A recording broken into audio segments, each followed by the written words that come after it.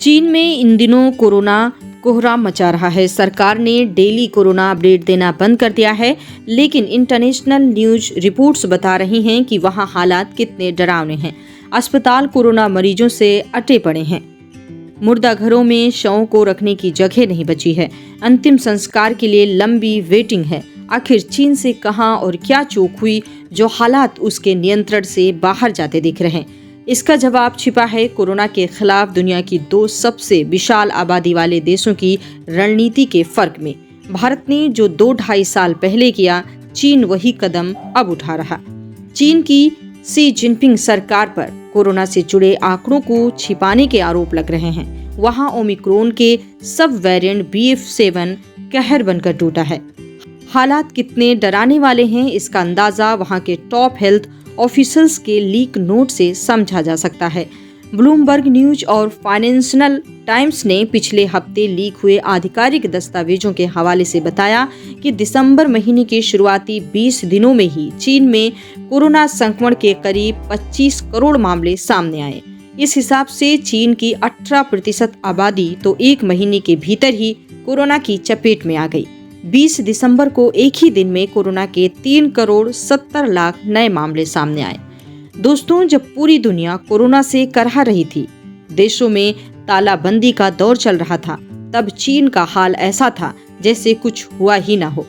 Wuhan में सख्त lockdown लगा। चीन ने उसे एक ही शहर में सीमित रखने की रणनीति अपनाई।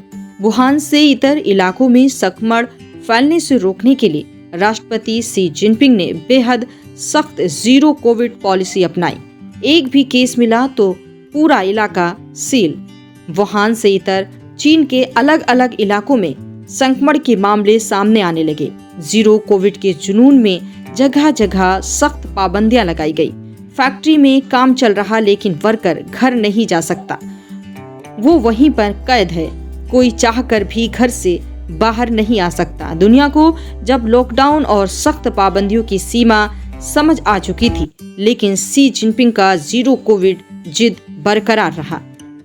बेहद कठोर और अमानवीय पाबंदियों के खिलाफ जब चीन के लोग बड़े पैमाने पर सड़कों पर उतरने लगे, तब जन विद्रोह के डर से इसी महीने जीरो कोविड पॉलिसी को वापस ले लिया गया। पाबंदियों के अचानक हटते ही पूरे चीन में जैसे कोरोना का महाविस्फोट हो गया। शी जिनपिंग ने एक और बड़ी गलती की, वो भी वैक्सीनेशन के लिए सिर्फ अपनी वैक्सीन पर भरोसा। भारत में देसी वैक्सीन के अलावा विदेश में बनी कोरोना वैक्सीन का भी विकल्प उपलब्ध रहा, लेकिन चीन में नहीं। हालात बेकाबू होते देख चीन ने इसी महीने पहली बार विदेशी कोरोना वैक्सीन को मंगाया। जर्मनी ने उसे बायोनटेक वैक्सीन की सप्लाई की है।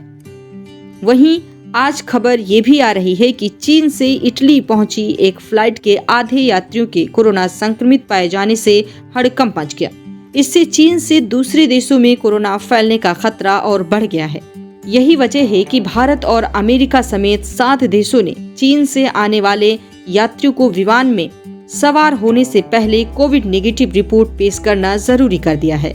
चीन में बढ़ती कोविड संक्रमण को देखते हुए भारत के स्वास्थ्य मंत्री मनसुख मंडाविया ने शनिवार को चीन से आने वाले यात्रियों के लिए RT-PCR जांच अनिवार्य कर दी गई है।